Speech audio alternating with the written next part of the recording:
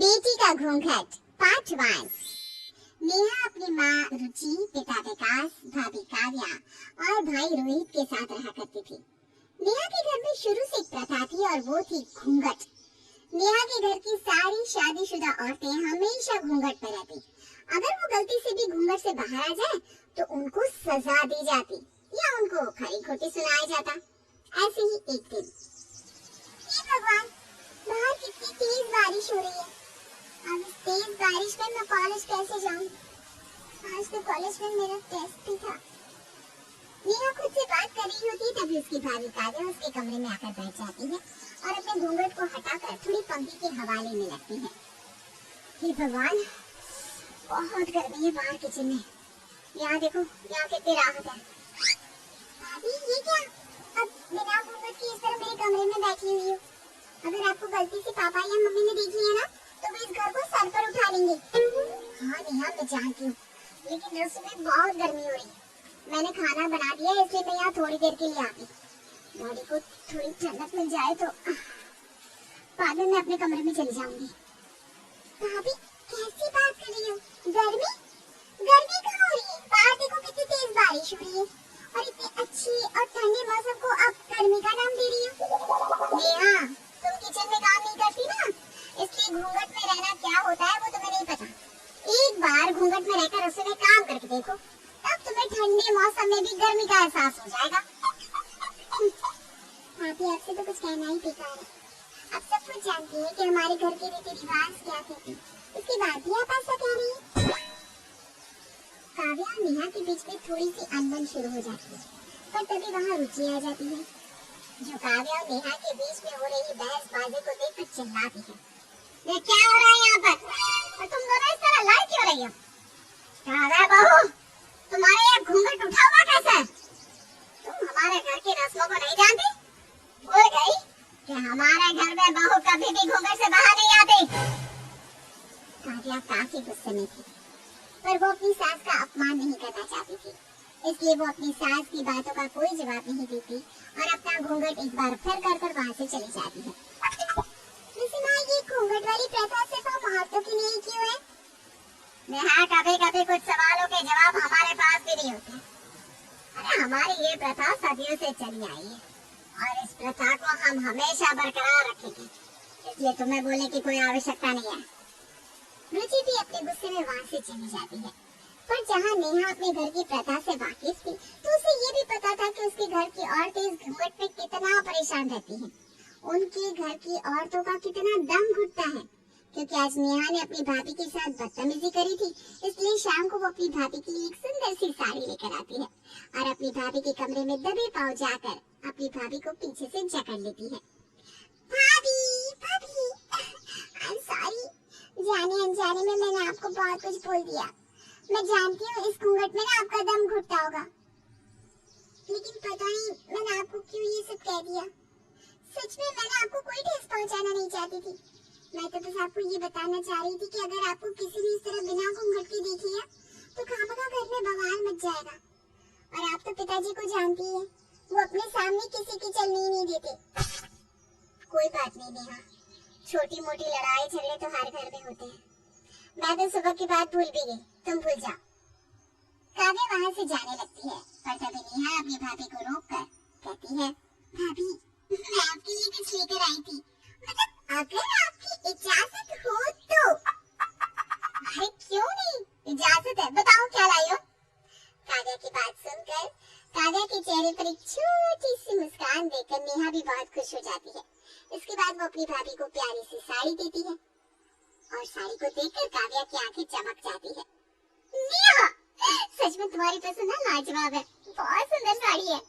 हाँ भाभी, इतनी सुंदर साड़ी मुझे पसंद आई तो मैंने ये साड़ी आपके लिए ले ली। अब जल्दी से पहन के दिखा दो मुझे। काव्या नेहा की लाई हुई साड़ी पहन लेती है, जिसके बाद नेहा काव्या की काफी तारीफ करती है। कुछ घंटे बाद जब सभी शाम के खाने के लिए टेबल पर बैठे होते हैं, तभी खाना परोसते वक्त काव्या के सर से उसका पल्लू गलती से सरक जाता है और ये देखकर विकास का गुस्सा फूट पड़ता है। बहू, ये क्या है? इस घर में किस तरह रहना ये तुम नहीं जानती? बाबूजी, माफ कर दीजिए, गलती से ये पल्ला सरक गया, आगे से ध्यान रखूंगी। विकास उस समय अपनी बहू से ज्यादा कुछ नहीं कहता, पर वो खाने से उठकर चला जाता है। ये देखकर रुचि भी खाना नहीं खाती और वहां से चली जाती है। अपने ससुराल में लोगों का ऐसा बर्ताव देखकर काव्या की आंखें नम हो जाती हैं और वो अपनी आंखों में आंसू लिए वहां से चली जाती है। नेहा अपने घर में चाहकर भी अपनी भाभी के लिए आवाज नहीं उठा पाती, क्योंकि वो अपने घर की प्रथा से काफी अच्छे से वाकिफ थी। समय का पहिया यूं ही चलता है और समय के साथ नेहा के लिए रोहन नाम के एक लड़के का रिश्ता आता है। लड़का लड़के का परिवार बहुत अच्छा है। मैं तो कहता हूँ ऐसा रिश्ता बार बार नहीं आएगा। एक बार तू देख ले मेरी बच्ची, अगर तुझे पसंद आ जाए तो बता दे। अब मैं क्या कहूँ, आप लोगों को जो ठीक लगे वही सही होगा मेरे लिए। आप लोग मेरे लिए जो कुछ सोच रहे हैं वो अच्छा ही तो सोच रहे होंगे। नेहा की बात से साफ हो जाता है कि वो शादी के लिए हाँ कर रही है। उसके हामी मिलते ही अगले ही दिन रोहन अपनी माँ सुमित्रा, बहन नंदिनी, भाई करण के साथ नेहा के घर आता है और नेहा को देखकर सुमित्रा पहली नजर में उसे बहू बना लेती है। बहुत जल्द दोनों का रिश्ता पक्का हो जाता है। 2 महीने बाद सुमित्रा आज बहुत खुश थी, और खुश होती भी क्यों नहीं, आखिर उसका इकलौता बेटा उसकी बहू को जो ला रहा था। नंदिनी, सारा सामान सही से रखते। तेरा भाई और भाभी जब आएंगे तो उनके स्वागत में किसी चीज की कमी नहीं होनी चाहिए। हाँ हाँ माँ, किसी भी चीज की कमी नहीं होगी, आप बेफिक्र हो जाइए। ऐसे तुम्हें पूजा की थाल सजा कर तो रखती है ना? सुमित्रा की बात सुनकर नंदिनी अपनी माँ के पास आती है और माँ के कंधे पर हाथ रखकर कहती है, माँ अब फालतू में ना इतनी चिंता कर रही हो, मैंने आपको कहा ना कि सब कुछ ठीक हो जाएगा। नंदिनी बेटे बिल्कुल सही कह रही है जीजी। अरे हमारी नंदिनी भी तो बड़ी हो गई है, उसको सब पता है कि कैसे क्या करना है। बात तो तुम बिल्कुल सही बोल रही हो विनीता, लेकिन बच्चे चाहे कितने ही बड़े क्यों ना हो जाए, वो अपनी माँ के सामने हमेशा छोटे ही रहते हैं। और मेरी नंदिनी के अंदर तो अभी भी बचपना है। वो सब आपस में बात कर ही रहे होते हैं, तभी सुमित्रा, नंदिनी और विनीता के कानों में बैंड बाजा की आवाज आने लगती है। अरे जीजी, अब आप नंदिनी की तारीफ बात में करना, क्योंकि बाहर दरवाजे पर हमारा रोहन अपनी नई नवेली दुल्हन के साथ आ चुका है। चलिए जल्दी चलिए और अपनी नई दुल्हन का गृह प्रवेश करवा दीजिए। कहीं ऐसा ना हो कि बेचारी को दरवाजे पर इंतजार करना पड़े। अरे नहीं नहीं नहीं, मैं अपनी बहू और बेटी को दरवाजे पर इंतजार थोड़ी ना करने दूंगी। नंदिनी, जल्दी से जाकर पूजा की थाली और गृह प्रवेश का कलश लेकर आ। अपनी माँ की बात सुनकर नंदिनी अपने हाथों में पूजा की थाली और चावलों से भरा कलश लेकर आती है। इसके बाद सुमित्रा अपनी बहू की आरती उतारकर उसको घर में आने को कहती है। बहू, अपने दाहिने पैर से इस कलश को गिराओ और हमारे इस घर को अन्न से भर दो। नेहा अपने दाहिने पैर से कलश को आगे की तरफ गिराती है और अंदर आने लगती है, पर तभी घूंघट लंबा होने की वजह से उसे आगे का कुछ दिखाई नहीं देता। उसका पैर लड़खड़ा जाता है, लेकिन तभी उसकी ननद उसको थाम लेती है। अरे भाभी, क्या कर रही हो? संभल के जरा, अगर अभी आप गिर जाती तो क्या होता? हाँ, मैं ठीक हूँ, धन्यवाद। वैसे बहू तूने इतना लंबा घूंघट क्यों कर रखा है? ठीक है ये तेरा ससुराल है, लेकिन हम लोग ऐसा नहीं है कि तुझसे घूंघट करवाए। माँ जी, मेरी जस्ट शादी हुई है ना, और जब तक मुंह दिखाई नहीं होती तब तक मैं अपना घूंघट कैसे हटा सकती हूँ? वैसे शादी के बाद ससुराल में सभी लड़कियों को एक पर्दे में ही रहना होता है। अरे वाह सुमित्रा, तेरी बहू तो सच में बहुत संस्कारी है। भले ही तेरे बेटे ने लव मैरिज की हो, पर इसकी आते ही अपने संस्कार दिखाती है। भगवान ऐसी बहू सबको दी। अच्छा मैं चलती हूँ, तेरी बहू भी आ गई और रात भी ज्यादा हो रही है, इसलिए अब मुझे मेरे घर जाना होगा। विनीता सुमित्रा से बात करने के बाद अपने घर चली जाती है, लेकिन सुमित्रा नेहा को समझाते हुए कहती है, अरे बहू तूने ये इतना लंबा घूंघट क्यों कर रखा है? हटा दे इस घूंघट को। पर माँ जी, लड़की तो शादी के बाद घूंघट में ही रहती है ना, और वैसे भी घर की बहू जितना लंबा घूंघट करती है वो उतनी ही संस्कारी होती है। भाभी, आपसे किसने कहा कि बहू जितना घूंघट में रहती है वो उतनी ही संस्कारी होती है? अभी रहने दीजिए ना, नेहा थकी हुई है, उसे थोड़ा आराम करने देते हैं। चली जाती हूँ। नंदिनी अपनी भाभी को उसके कमरे में छोड़ देती है। अगले दिन जब नेहा सुबह उठती है तो भी घूंघट में रहती है। आज उसकी पहली रसोई थी और पहली रसोई की रस्म बताने जब सुमित्रा अपनी बहू के पास जाती है तो वो देखती है कि अब भी नेहा ने घूंघट ही किया है। अरे बहू, आज भी घूंघट? माँ जी प्लीज, मुझे घूंघट में रहने दीजिए ना, मैं इस घूंघट को हटाना नहीं चाहती। अरे पर बहू, आज तेरी पहली रसोई है और रसोई के अंदर तू घूंघट में खाना कैसे बनाएगी? हाँ भाभी, माँ सही कह रही है। वैसे आप ये घूंघट क्यों कर रही है? माँ जी, मेरे घर में भी भाभी ऐसे ही घूंघट में रहती है। और तो और माँ कहती है कि शादी के बाद लड़कियाँ पर्दे में ही अच्छी लगती है। भाभी ऐसा कुछ नहीं है, आप यहाँ बिना घूंघट रह सकती हैं। सुमित्रा और नंदिनी नेहा को काफी समझाते हैं कि वो घूंघट में ना रहे, पर वो नहीं मानती और अपना घूंघट नहीं खोलती। वो कहीं भी जाती तो अपने घूंघट के साथ ही जाती। उसकी ऐसी घूंघट वाली आदत देख सुमित्रा और नंदिनी भी हार मान जाते हैं और वो उसको कहना ही छोड़ देते हैं। ऐसे ही एक दिन नंदिनी के कुछ दोस्त उसके घर आते हैं। यार नंदिनी, तेरे भाई की शादी हो गई लेकिन अब तक हम लोगों ने तेरी भाभी को नहीं देखा, आखिर वो है कहाँ? हाँ नंदिनी, फिर अपनी भाभी को तो बुला। हाँ क्यों नहीं। भाभी, भाभी कहाँ हैं आप? नंदिनी की आवाज सुनकर नेहा एक लंबे से घूंघट के साथ नंदिनी के दोस्तों के सामने आती है। नेहा का इतना लंबा घूंघट देखकर नंदिनी के दोस्त हंस पड़ते हैं। भाभी, भाभी इसने तो घूंघट क्यों रखा हुआ है?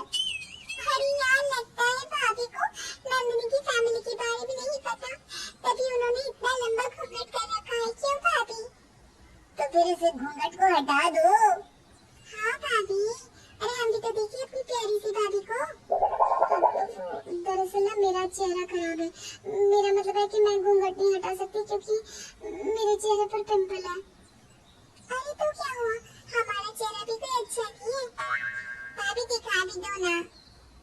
अब मैंने कैसे बताऊं कि माँ ने कहा था कि घर की बहू को अपने पति और फैमिली के अलावा किसी को अपना चेहरा नहीं दिखाना है। एक काम करती हूँ, कुछ बनाने के बहाने से मैं यहाँ से चली जाती हूँ।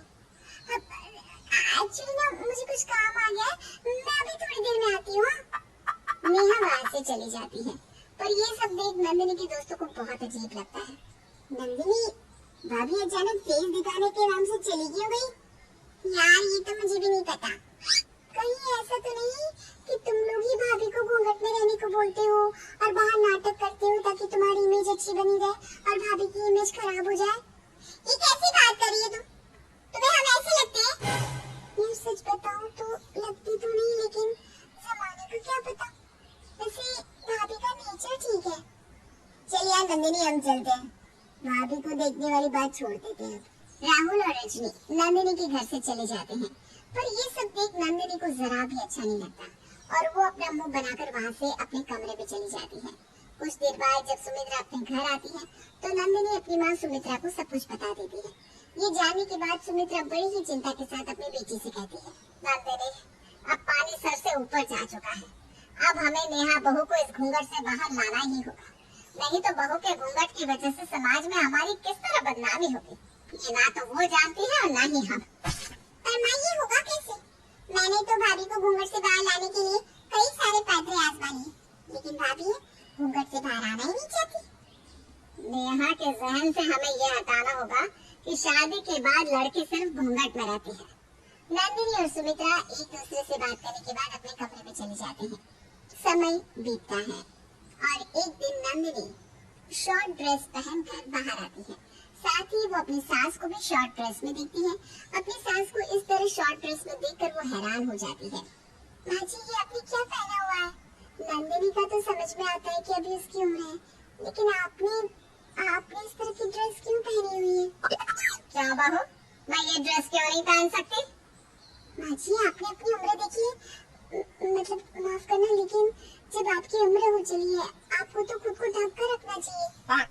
नेहा अपनी सास से ये बात बोल ही रही थी कि तभी वहाँ उसकी ये बात सुनते हुए रोहन आ जाता है। क्यों नेहा, माँ ऐसी ड्रेस इसलिए नहीं पहन सकती क्योंकि माँ की उम्र हो गई है? अरे पागल लड़की, कपड़े पहनने की कोई उम्र नहीं होती, खेल कूदने की कोई उम्र नहीं होती। वो तो डिपेंड करता है इंसान की सोच पर कि इंसान किस तरह की सोच रखता है। अब जैसे तुमने सोच रखा है कि बहू घूंघट में रहती है, लेकिन ऐसा नहीं है। बाहर जाकर देखो, बहुएं घूंघट से बाहर भी रहती है और शॉर्ट्स में भी रहती है। हाँ भाभी, भैया बिल्कुल सही बोल रहे हैं। हम मानते हैं कि आपके घर में बहुएं घूंघट में रहती होंगी, बहुएं ऊंची आवाज में बात नहीं करती होंगी, लेकिन हर घर एक जैसा हो ये तो मुमकिन नहीं है। बहू मैं तो कहती हूँ तो इस घूंघट से बाहर आ और देख, इन चार दीवारी और इस घूंघट से हट के भी कोई दुनिया है और वो दुनिया बहुत खूबसूरत है। आप लोग सही कह रहे हैं। मैंने बचपन से भाभी को घूंघट में देखा। भाभी जब भी अपना घूंघट हटाने की कोशिश करती, भैया, माँ और पापा सब लोग भाभी पर चिल्ला पड़ते। मैंने बचपन से ये सीखा कि लड़कियों की जिंदगी शादी के बाद सिर्फ और सिर्फ घूंघट और चार दीवारी में गुजरती है। पर मैंने ये नहीं सोचा कि हर परिवार एक जैसा नहीं होता, हर किसी के रीति रिवाज एक जैसे नहीं होते। मैं बहुत खुशनसीब हूँ जो मुझे आप जैसा परिवार मिला। मेरी इतनी गलतियों के बावजूद आप लोग मुझे माफ कर रहे हैं और मुझे समझा रहे हैं। नेहा को अब सब काफी समझाते हैं, जिसके बाद नेहा भी ये समझ जाती है कि हर जगह घूंघट करना जरूरी नहीं। इस तरह नेहा पहली बार अपना घूंघट हटाती है और कुछ देर बाद वो भी नॉर्मल सूट सलवार में आ जाती है। ये देखकर सभी घर वालों को बहुत अच्छा लगता है।